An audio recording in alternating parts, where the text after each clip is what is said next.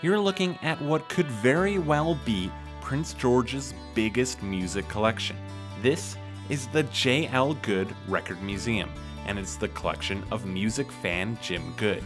He spent last winter building shelves and organizing records, with the goal to let the public view his comprehensive collection of 7-inch 45 singles and full-length 12-inch LP albums. This collection spans decades and features everyone from Hank Williams to the Beatles. I have over 18,000 records, and roughly 75% of them are 45s, and the remaining 25% are albums. This museum goes back to the early 50s, after the big band era, which tapered off into the early rock and roll era, rockabilly as it was sometimes known as. And I have original records, both 45s and albums in this museum, all in the original covers, and I have write-ups on some of the artists, and the years are illustrated on what songs came out and how both rock and roll and country and western had changed over the years. I'd have to say I was raised on rock and roll, but I've always maintained having very deep country roots, country and western, and it also includes gospel music and folk music as well. If you attended any dances in the Prince George area in the 70s through the 90s, you very well might have heard some of these records before. Jim spent years working as a party DJ, which meant his massive music library would have obviously been a great benefit. I started my DJ service, Jim's DJ service. It went for over 20 years in the Prince George area, and I started it as a result of my record collection. At that time, disco was becoming popular. I started on a home stereo set back in 1976. Back then I was known as the Broom Closet DJ because I had a little portable unit, I think 25 watts per channel or something. No mixer, no microphone, but I knew how to bring people and music together, both rock and roll, disco, and even country and western. It was in 1978 I was able to save and I bought the mixer, and I built my own sound system.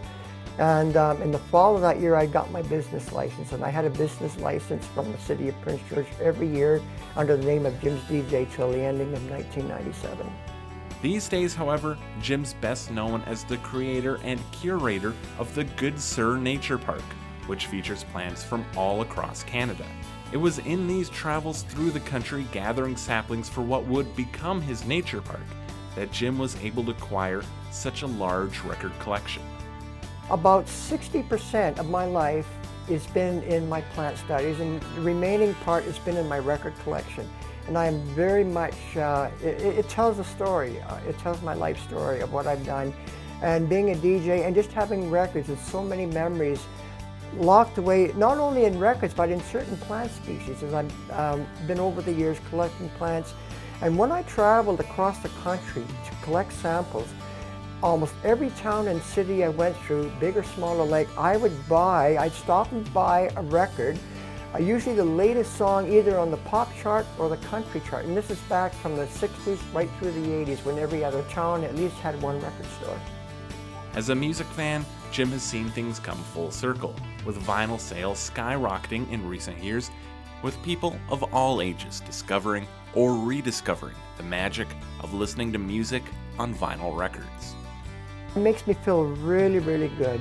However, I don't think 45s will ever come back, but I've seen albums in a couple of stores in Prince George. They're newly made copies of old stuff from years gone by, and I see their record shelves are getting, every other year they're getting bigger.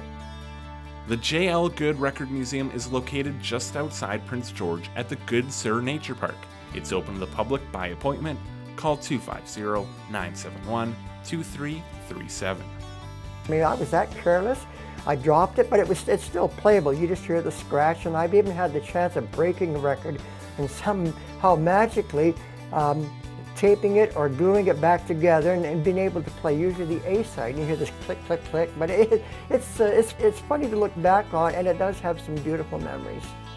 For Go on Shaw TV, I'm Kevin Neal.